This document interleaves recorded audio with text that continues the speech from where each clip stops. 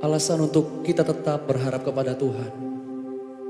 Karena kita tahu bahwa orang yang berharap kepada Yesus Tuhan, orang yang berharap kepada kasih setia Tuhan, tidak akan pernah dikecewakan, saudara. Dan saat ini kita ada di tempat ini, satu alasan. Pengharapan kita hanya di dalam Yesus Tuhan. Sukacita kita, kekuatan kita, kemenangan kita di dalam Yesus Tuhan. Yang kasih setianya tidak pernah berhenti di dalam hidup kita. Mari berharap kepada Yesus.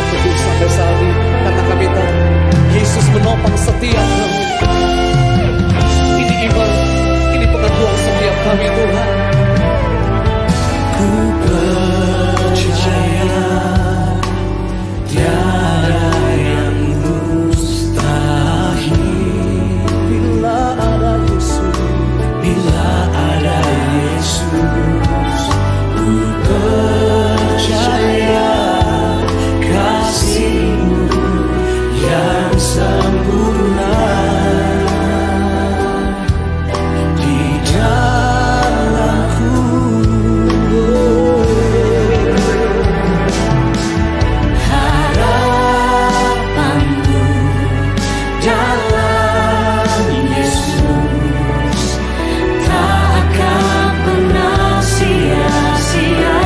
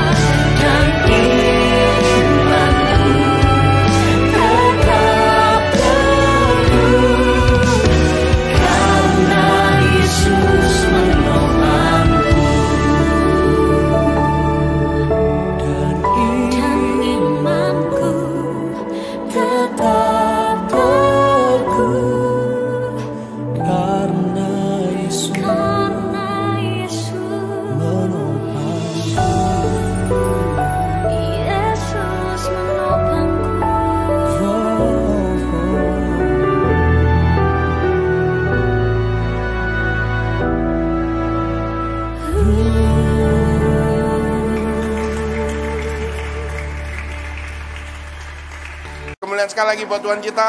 Shalom, silakan duduk.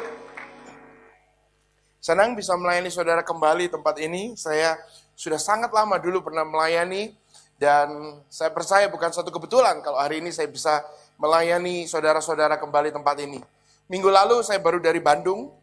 Saya pelayanan di Bandung, perjalanan hari Sabtu. Teman saya telepon. Dia bilang, Pak minta tolong. Dia bilang begitu, gantikan saya karena ada urgent, dia harus ke Pineng untuk check up dan lain sebagainya, ya, dan membantu teman rekan kami hamba Tuhan yang senior. Dan saya bilang kebetulan minggu ini anak saya ulang tahun dan saya kosongkan harusnya minggu ini. Tetapi saya percaya bahwa segalanya tidak ada yang kebetulan. Dan saya harus kembali lagi minggu ini ke Bandung 2 minggu berturut-turut, dan saya bersuka cita bisa ketemu saudara, melayani saudara. Amin. Dan mari kita langsung saja dalam firman Tuhan. Saya ingin sampaikan firman Tuhan tentang harap. Harap. Hari-hari ini saya lihat banyak sekali orang yang mulai kehilangan harap di dalam Tuhan. Hari-hari ini banyak sekali orang yang mulai kehilangan harap di dalam masa depannya. Saudara, karena keadaan tidak menjadi lebih baik. Saudara mau bilang ekonomi membaik di dalam negara ini, atau ekonomi membaik di sana sini. Tapi pada kenyataannya kita lihat ekonomi tidak membaik. Pada kenyataannya saya lihat istri saya ada di retail, istri saya ada di restoran bisnis, tidak ada yang membaik. Tapi tetap aja ada anak-anak Tuhan yang diberkati di tengah-tengah kesusahan. Tapi tetap aja ada anak-anak Tuhan yang dibutuhkan dan diperlukan di tengah-tengah kesusahan. Dan saya lihat mereka adalah anak-anak Tuhan yang tidak kehilangan harapnya. Saudara, apa harap ini? Harap ini bukan sekedar menunggu dan menanti. Kemarin minggu lalu saya ke Bandung, saya kaget. Saya lewat pastor hari Sabtu itu. Biasanya berapa bulan yang lalu dan tiap saya ke Bandung 1 tahun bisa 4 kali. Selalu itu macetnya parah, saudara. Di mana-mana tidak bisa jalan. Makanya saya sudah tidak pernah bawa mobil. 2 tahun saya ke Bandung tidak pernah bawa mobil. Saya naik kereta. Tapi kemarin minggu lalu itu bisa lengang sekali. Dan mungkin kemarin juga nggak terlalu padat-padat ya Pak ya. Saya tidak tahu apa ada hubungannya atau tidak dengan ekonomi. Tetapi saya lihat kengerian terjadi di sana-sini dan orang mulai khawatir kehilangan pekerjaannya. Dan di Jakarta, saya nggak tahu di Bandung, banyak toko-toko yang tutup, bisnis-bisnis yang mulai tutup. Ya, dan itu merentet biasanya. Merentet ke dalam hubungan keluarga. Merentet ke dalam hal-hal yang lain-lain.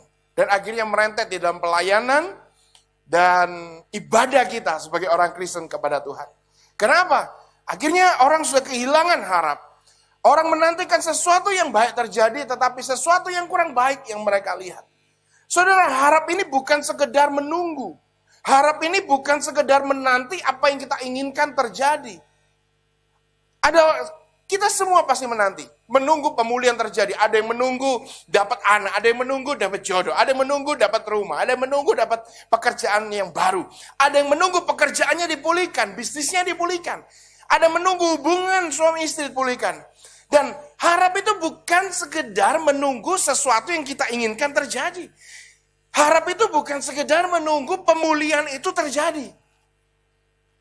Kalau sekedar menunggu kita gampang menyerah. Saya doyan banget makan. Tapi kalau saya disuruh nunggu sampai ngantri-ngantri, saya malas, saudara. Kadang saya kepingin banget ke Bandung kuliner begitu. Pergi ke satu tempat, ya di Sudirman Street itu. Dulu pernah saya datang ke situ, ngantrinya minta ampun. Ditunjukin orang satu tempat ini nasi enak. Dia bilang, saya lihat, waduh antrinya minta ampun. Saya bilang, gak usah deh, saya enak apapun, saya gak mau ngantri. Saya menyerah. Kalau saudara sekedar menunggu, saudara gampang menyerah. Saudara sekedar menunggu, saudara gampang berbalik pikiran, berbalik hati. Orang Kristen yang sekedar menunggu sesuatu terjadi dalam hidupnya, sesuatu yang baik, mereka tidak akan tahan lama. Gampang kepahitan, gampang berbalik, gampang suam, gampang menyerah. Karena mereka hanya sekedar menunggu. Dan kalau sekedar menunggu, kita bisa sakit hati. Kita nunggu antrian udah lama-lama, kita baru duduk. Orang yang baru datang, ordernya diduluin. Marah nggak saudara? Marah kan? Kita sudah doa lama-lama, kita sudah pelayanan, kita sudah jaga. Segala sesuatunya sesuai firman Tuhan kita pikir. Tapi begitu kita lihat ada orang-orang lain yang hidupnya sembarangan. Kok kayaknya baik-baik saja dan tetap diberkati. Tetap mendapatkan sesuatu yang lebih baik dari kita. Sudah, gak usah Tuhan-Tuhanan, gak usah nunggu-nungguan lagi.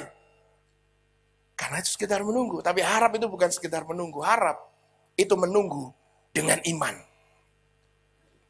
Iman itu berbeda.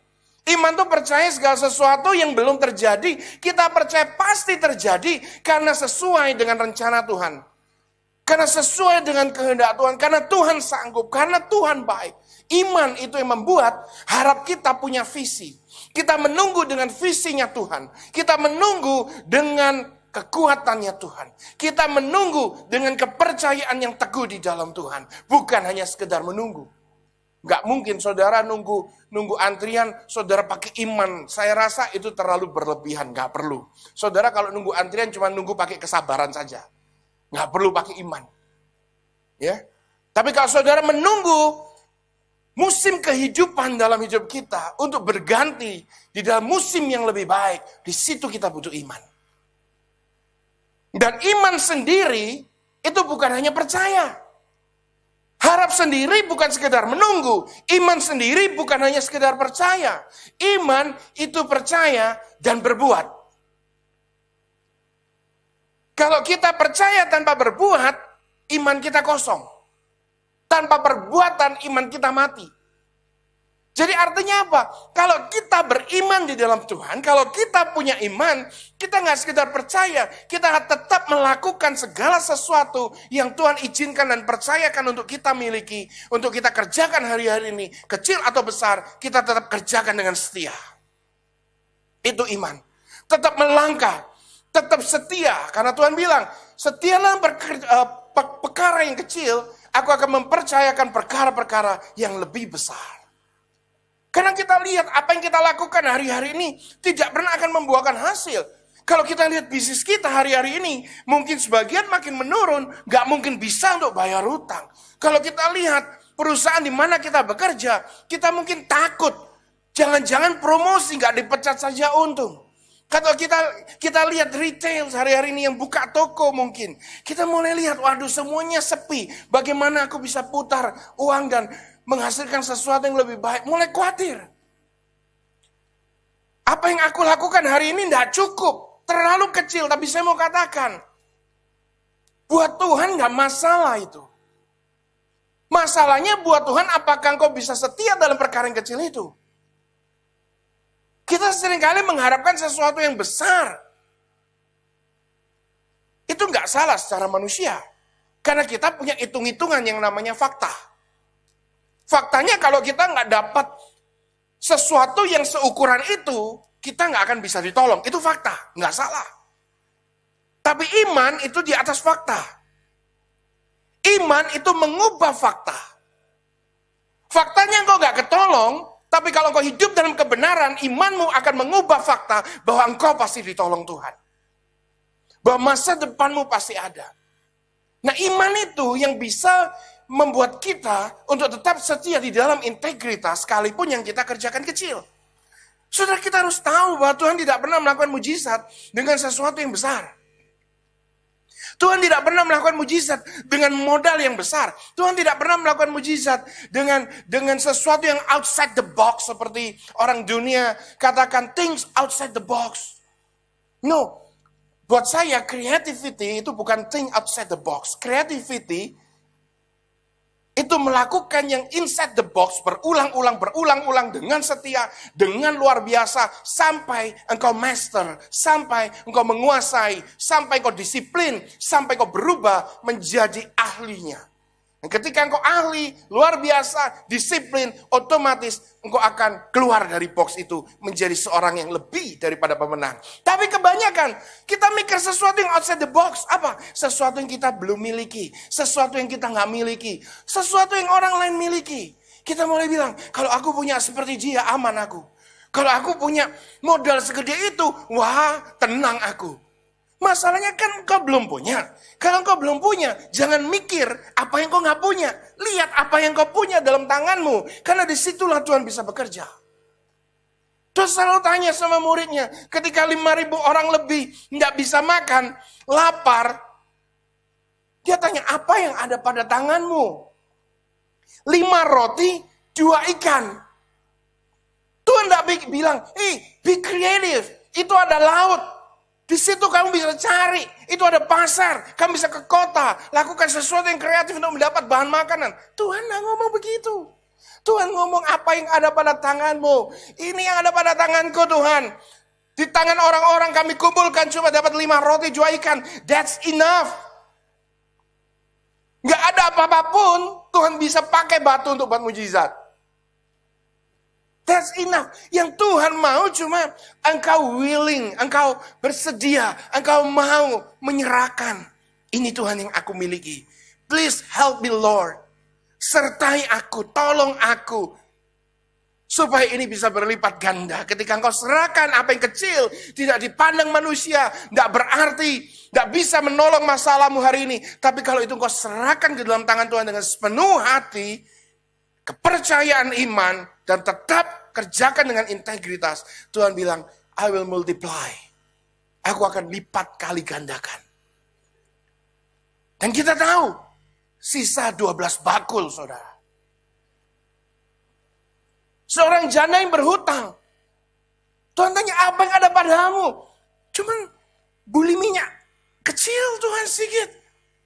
Nggak diketawain sama Nabi. Hah, kamu utang banyak.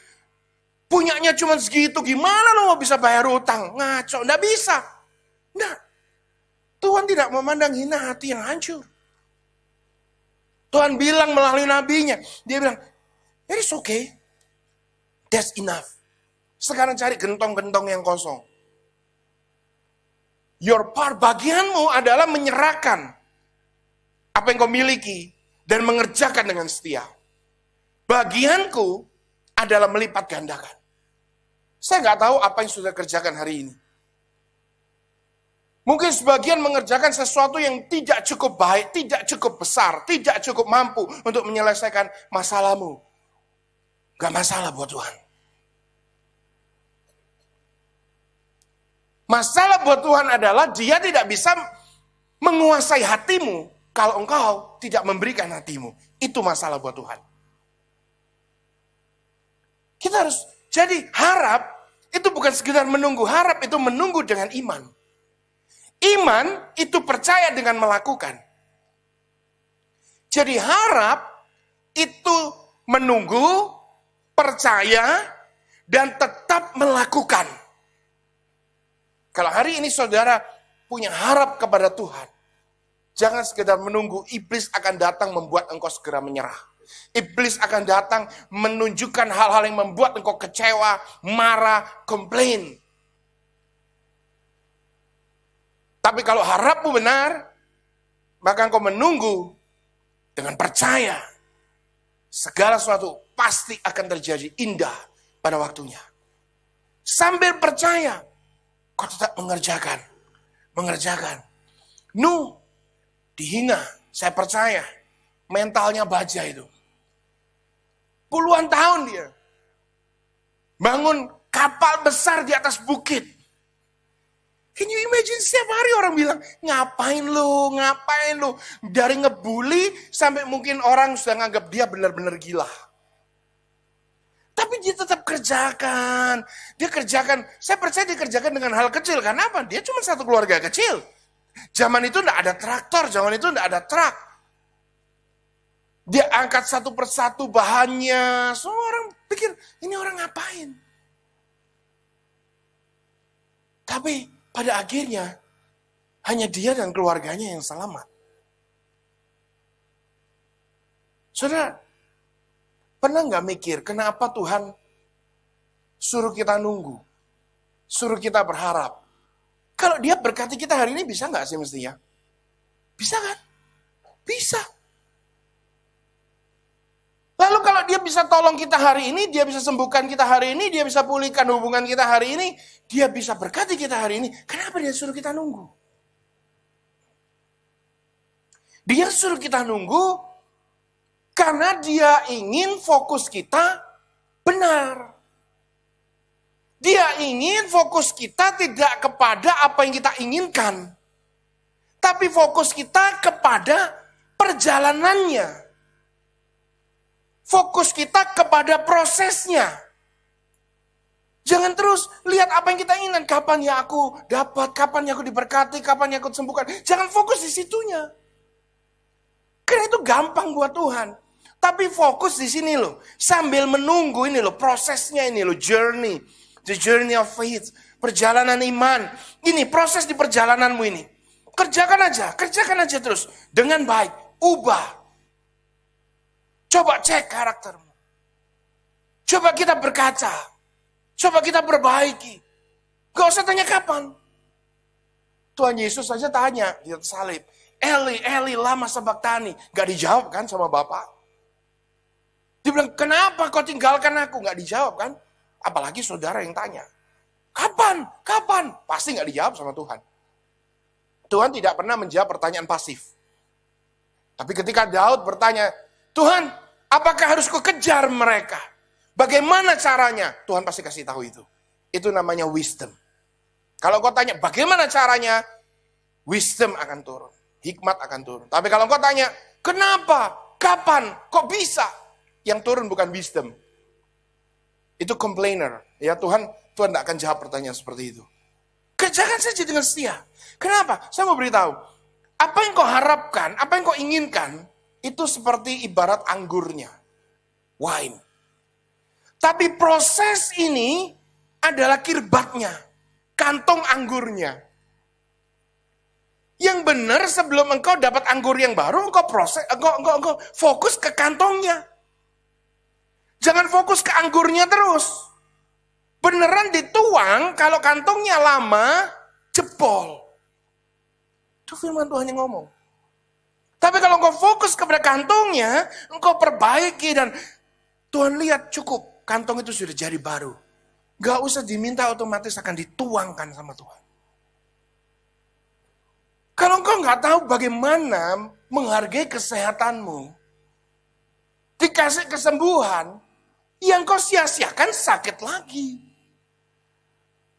Kalau engkau nggak pernah menghargai suamimu dibalikin ke rumah, dipulihkan, suamimu kecewa lagi, nyeleweng lagi. Pak, tapi nyeleweng kan nggak benar. Sing bilang benar siapa? Nggak ada yang bilang benar. Tapi penyelewengan terjadi. Hari-hari ini emansipasi.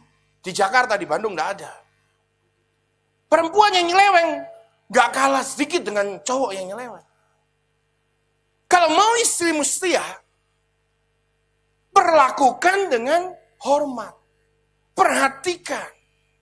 Kalau mau hubunganmu baik, dua-duanya yang waras. Pak, tapi kan gak bisa begitu. Namanya pernikahan yang... Sudahlah, saudara. Gak usah teori. Bahwa ayat itu nanti ke surga. Di dunia, things happen, bad things happen. Pada kenyataan, hal-hal buruk terjadi. Dulu, mamaku dipukulin papaku. Sampai bonyok semua, dia tetap setia. Itu kan mamamu. Ya kan? Saya kadang lihat orang-orang Kristen yang begitu naif, yang begitu idealis, yang begitu... Kadang beda tipis antara iman dengan kebodohan. Iman kadang dianggap orang bodoh, tapi iman tidak bodoh. Iman itu muatan hikmatnya besar. Tapi bodoh itu cuma minta-minta, percaya-percaya, tapi nggak mau berubah. Itu bodoh. Coba respect, invest love. Investasikan cinta kepada anakmu mulai hari ini. Say sorry kalau engkau salah. Dia besar, dia akan respect engkau. Coba invest sesuatu yang baik kepada pasanganmu mulai hari ini. Saya percaya Tuhan akan pulihkan hubunganmu. Coba sebelum kau sehat hari ini, mulai jaga kesehatanmu. Saya percaya Tuhan akan pulihkan kesehatanmu. Sekalipun ada hal-hal tertentu yang terjadi di luar rencana kita, tapi pada umumnya, Tuhan pasti memulihkan hal-hal duniawi ketika engkau bisa dipercaya di dunia ini. Baik mengelola keuangan, mengelola kesehatan, mengelola hubungan. Tapi kalau engkau nggak pernah fokus di situ, kau Kau cuma fokus kepingin dipulihkan. Setelah dipulihkan, rusak lagi. Fokuslah kepada perjalanannya. Maka kita lihat Ibrani pasal yang ke-6. Baru kita baca ayatnya. Supaya saudara paham pengajaran pada hari ini. Nah, kita sekarang baca ayatnya. Ibrani pasal yang ke-6, ayat yang 19 sampai 20. Punya saya terjemahan langsung, jadi sedikit ada perbedaan, tetapi sama artinya. Pengharapan yang kita miliki itu seperti jangkar yang kuat dan aman bagi jiwa kita, yang menjangkau masuk sampai ke tirai ruang Maha Kudus, di mana Yesus telah masuk sebagai perintis bagi kita, sebagai pendahulu bagi kita, ketika dia menjadi imam besar sampai selama-lamanya menurut peraturan Melkisedek. Saya jelaskan, pengharapan itu yang kita miliki harus seperti jangkar. Jangkar itu adalah iman. Jangkar itu harus kuat. Jangkar itu kalau kuat, dia aman buat jiwa kita. Jangkar itu kalau kuat, perahunya aman. Sebuah jangkar kuat kalau dia bisa menjangkau sampai masuk ke dalam. Sebuah iman akan kuat kalau dia bisa menjangkau sampai masuk ke dalam hatinya Tuhan. Dia ngerti hatinya Tuhan.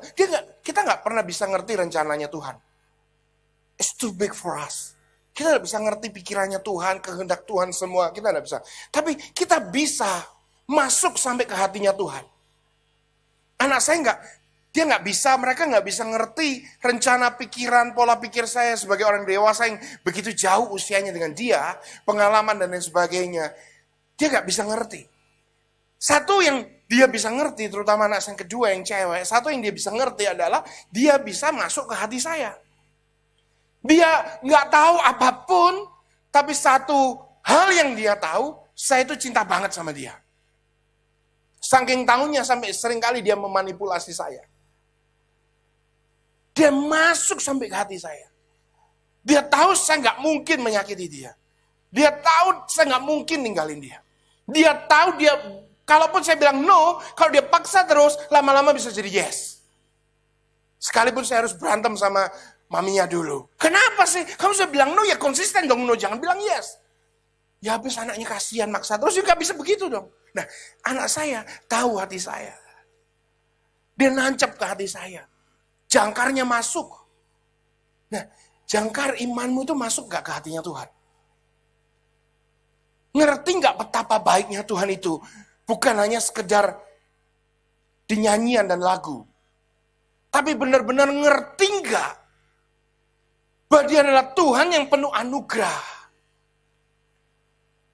Dia bukan Tuhan yang digambarkan dengan beberapa hamba-hamba Tuhan atau beberapa gereja-gereja tertentu yang begitu penuh amarah. Kalau engkau salah dihukum, engkau ditinggal, ketinggalan kloter. Come on, man. Saya sedih lihat Kristen yang sudah balik ke agamawi. Dia bukan Tuhan yang seperti itu. Dia adalah Tuhan yang penuh kebaikan, penuh anugerah. Yes, dia adalah Tuhan yang 100% kudus. Dan dia mau kita kudus. Dia adalah Tuhan yang selalu menanti pertobatan kita. Tapi dia bukan Tuhan yang gampang banget nyemplungin anaknya ke neraka. Dia bukan Tuhan yang gampang banget ninggalin kloter. Yang lain di rapture karena mungkin bayarnya sudah lunas, ya kan? Yang bayarnya nggak lunas ketinggalan. Itu tur ke Israel, bukan ke surga. Mikir, saudara. Dia itu baik. Kalau hidupnya aja diberikan buat kita. Masa sih makan, minum, pakai kita nggak dikasih? Nggak di-provide? Jangkar itu harus masuk ke hatinya Tuhan. Begitu engkau tahu ke hatinya Tuhan, dia adalah Tuhan yang penuh kasih, penuh anugerah, penuh pengampunan, penuh kesempatan. Tidak memandang hancur, hina hati yang hancur. Tuhan yang selalu punya masa depan yang baik buat kita. Tuhan yang tidak pernah menetapkan kita untuk ditimpa murka. Semua itu firman-Nya. Saya kutip dari firman. Maka, amanlah jiwa kita. Dikatakan, amanlah jiwa kita. Amanlah perahu itu. Perahu, sebuah kapal, kalau dia mau aman, tidak hanyut. Jangkarnya harus masuk ke dalam. Besar, dan masuk ke kedalaman laut. Tapi jangkar yang besar, yang kuat ini, tujuannya supaya perahu ini tidak hanyut, bukan tidak goyang. Beda. Kalau mau perahunya tidak goyang, jangan pakai jangkar. Masukin perahunya ke museum. Nggak kena angin, nggak goyang. Jangkar ini buat perahunya tidak hanyut, bukan tidak goyang. Jadi iman itu buat orang Kristen supaya tidak keluar dari kasih Kristus. Tidak murtad, tidak meninggalkan Tuhan, tidak hanyut, tidak sampai jatuh dan tergeletak. Iman itu bukan membuat orang Kristen nggak goyang. Nggak mungkin kita nggak goyang. Jadi saya mau katakan dengan tegas, normal kalau kita goyang. Saya nggak tahu kalau ada orang begitu percaya bilang, iman membuat kita tidak goyang. No, iman membuat kita tidak jatuh dan tidak hanyut. Bukan tidak goyang. Orang Tuhan Yesus loh, siapa sih yang lebih beriman dari Tuhan Yesus? Tuhan Yesus di Taman Getsemani aja goyang. Tapi dia tidak jatuh. Dia bilang, jika engkau kehendaki lalukan cawan ini daripadaku. Dia takut sampai berkeringat darah. Hey, it's normal. It's okay to be not okay. Buat Kristen. Jadi orang Kristen itu nggak apa-apa. Suatu saat keadaanmu nggak baik, itu nggak apa-apa. Biasa engkau paling perfect penampilannya ke gereja, terus mungkin di suatu hari Minggu, engkau berlinang air mata, sedih, matamu bengep, maskaramu luntur. It's fine. That's normal. Gak perlu, ya Pak, tapi saya kan pendoa, tapi saya kan pengkhotbah Pak. Tak apa-apa. Tapi kamu manusia kan? Bapak-bapak manusia, ibu-ibu manusia, saya manusia. Normal. Yang penting, sekalipun kita goyang, jangan tinggalkan Tuhan. Karena firman-Nya, sekalipun kau jatuh, tidak sampai akan tergeletak. Sebab tanganku akan menopang engkau. Maka itu perlu iman sampai masuk ke dalaman hatinya Tuhan. Maka jiwa itu akan kuat. Jiwa itu apa? Di dalam jiwa ada pikiran, perasaan, dan kehendak. Kalau jangkar imanmu ini masuk ke hatinya Tuhan, pikiran kita yang galau, yang kacau, itu bisa segera terkontrol jadi positif. Enggak gitu. Enggak pasti bisa. Enggak Tuhan pasti pulihkan. Dan kalau pikirannya benar, perasaannya juga akan jadi nggak labil. Jadi nggak galau. Feelingku kok nggak enak ya. Bakalan terjadi sesuatu ini. Tapi kalau kita punya iman, apapun yang terjadi, aku masih punya Tuhan. Sekalipun nggak enak, sekalipun sesuatu terjadi, Tuhan turut bekerja dalam segala perkara untuk mendatangkan kebaikan. Nggak apa-apa. Di situ engkau damai langsung keluar. Damai langsung keluar dari hatimu. Sukacita langsung. Kalau pikiranmu benar, perasaanmu benar, pasti kehendakmu akan benar. Kalau pikirannya nggak benar, perasaannya nggak benar, kehendaknya pasti nggak benar. Kepingin balas dendam. Kehendaknya kepingin melakukan sesuatu yang melanggar firman. Sesuatu jalan pintas. Tapi kalau pikirannya benar, perasaannya benar, kehendaknya pasti sesuatu yang sesuai firman. Sesuatu yang Tuhan kehendaki. Mengampuni, jujur, integrity. Itu yang akan keluar. Kalau pikiranmu benar, perasaanmu benar, kehendakmu benar, tindakanmu pasti benar. Kalau tindakanmu benar, berkatmu pasti datang. Karena orang benar, pasti diberkati. Orang benar, anak cucunya tidak akan minta. Itu sudah firman Tuhan, tidak bisa dipungkiri. Maka itu saudara, mari kita berharap. Harap itu adalah benar-benar mengandalkan Tuhan, menunggu sambil melakukan apa yang kita bisa lakukan. Itu hanya bisa terjadi kalau imanmu masuk ke dalam hatinya Tuhan dan ngerti siapa Tuhan, betapa baiknya Dia. Dan itu yang membuat hati kita hari ini tidak galau.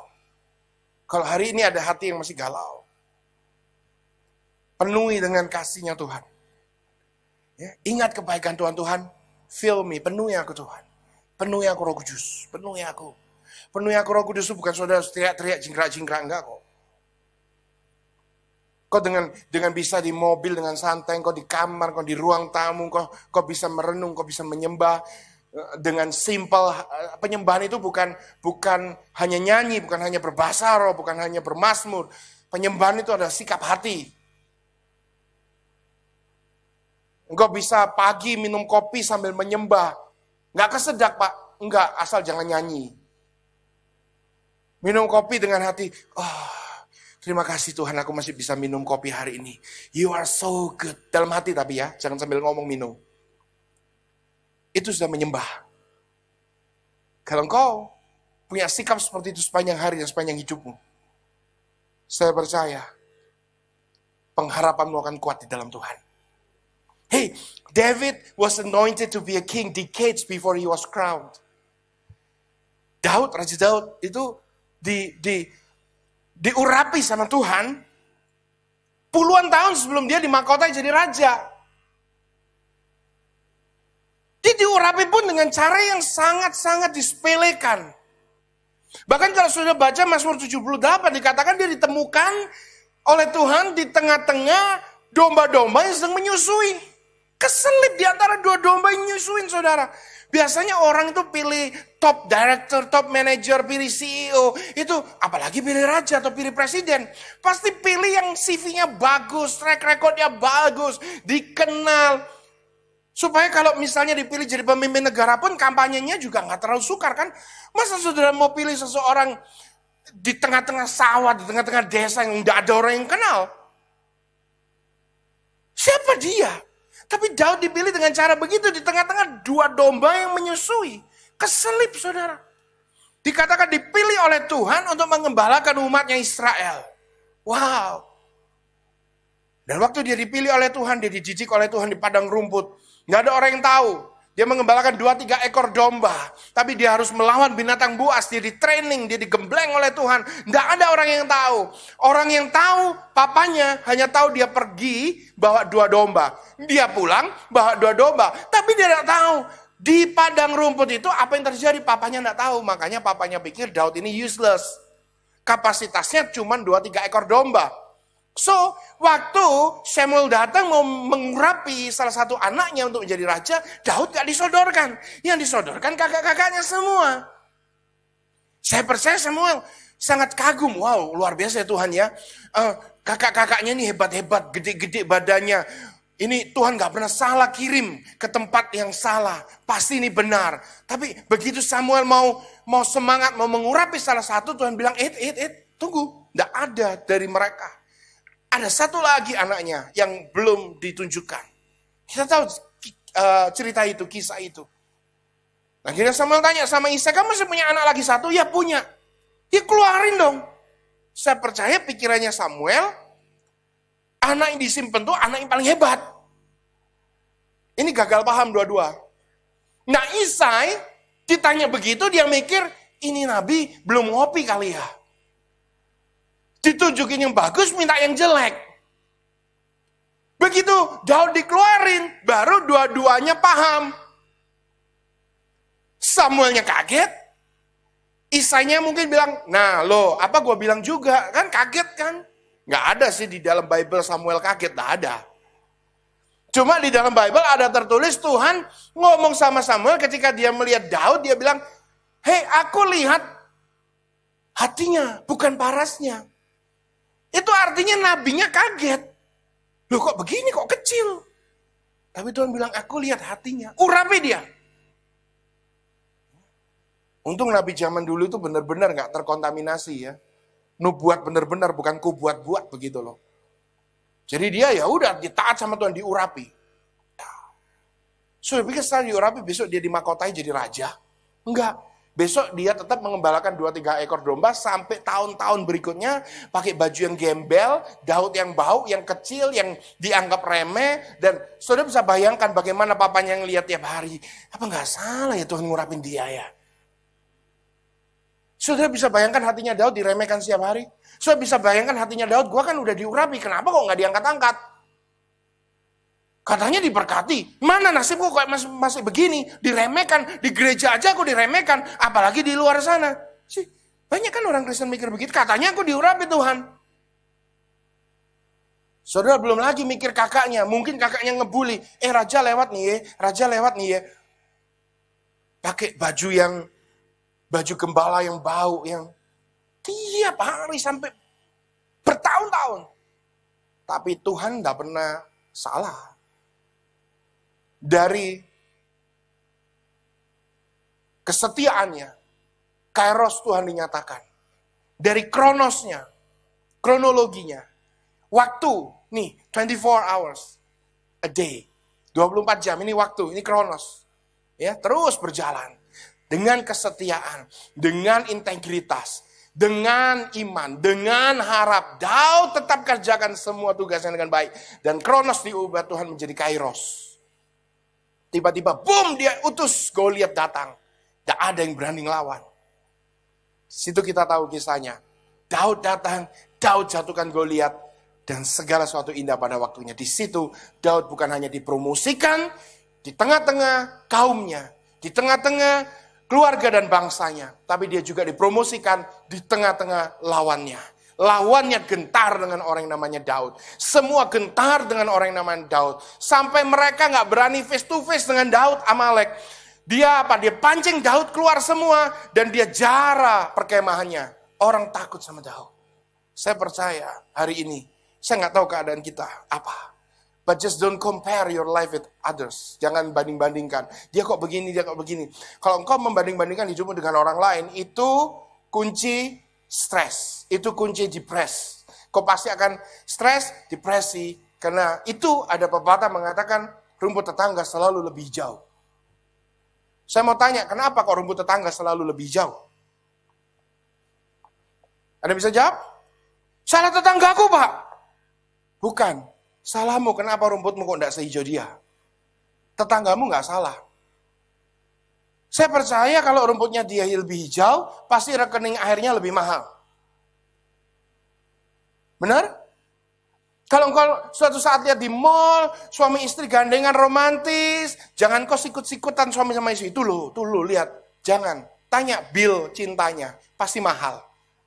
Istrinya mungkin dulunya bawel, suaminya ngalah terus, mungkin suaminya jorok, nggak teratur, bandel, istrinya tetap melayani, saling invest cinta, sampai akhirnya setelah belasan tahun menikah, semuanya dua-duanya bertobat, jadi romantis banget di mall. Tapi engkau nggak lihat bagaimana mereka menyiram hubungan mereka kan? Engkau nggak melihat bagaimana orang yang sukses menyiram kesuksesan mereka kan? Maka itu yang penting, kita urus diri kita sendiri. Siramin terus. Kita kan kreatif.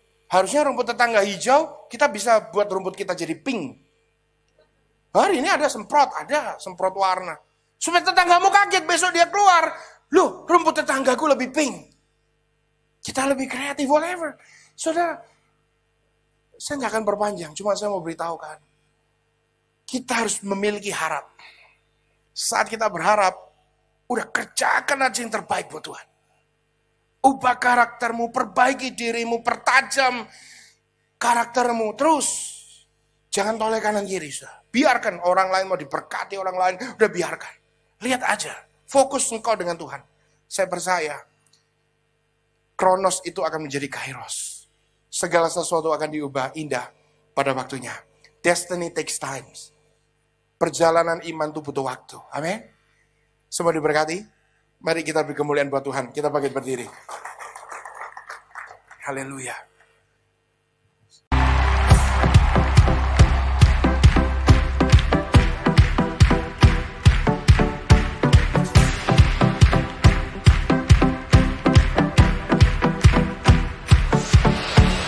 Tiada taranya, tiada bandingannya, kebaikanmu Bapa di hidupku. Amin. Mengubah segalanya, kasih yang ku terima tak tergantikan. Tak tergantikan.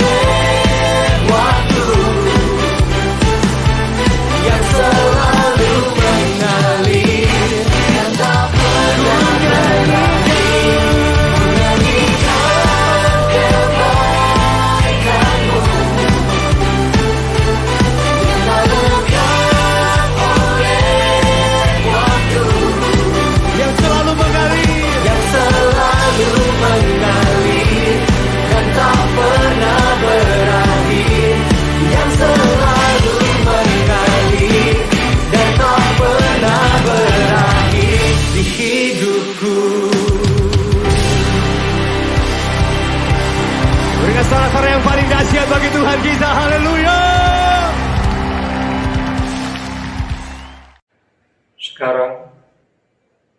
Terimalah kasih karunia dan damai sejahtera Tuhan Yesus Kristus, dan kasih Allah Bapa kita, serta persekutuan Roh Kudus menyertai setiap kita, sekarang, seterusnya, dan selamanya. Amin. Shalom, GBI Alpha Omega telah melakukan ibadah secara online. Kami mengajak jemaat yang rindu untuk menabur bagi pekerjaan Tuhan di GBI Alpha Omega dapat memberikan persembahan dan persepuluhan secara online melalui rekening BCA 014-323-7777 atas nama PT Graha Alpha Omega. Sertakan keterangan persembahan bila diperlukan. Mari memberi dengan penuh sukacita dan ucapan syukur. Saya berdoa dan percaya Jemaat Alpha Omega sanggup melalui masa yang sulit ini, dipulihkan dan diberkati Tuhan. Tetaplah bersama GBI Alpha Omega, ikutilah ibadah online selanjutnya, terus bertumbuh dalam anugerah dan kebenaran. Jesus Christ bless you.